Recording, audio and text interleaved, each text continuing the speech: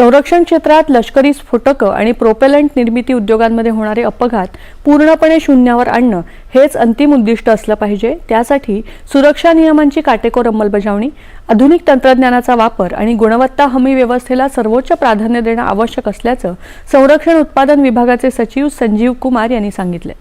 पुणे जिल्ह्यात पाषाण इथे doctor APJ Abdul Kalam DRDO golden jubilee सभागृहात आयोजित military explosive and propellant safety compliance and quality assurance या राष्ट्रीय परिसंवादामध्ये ते बोलत होते।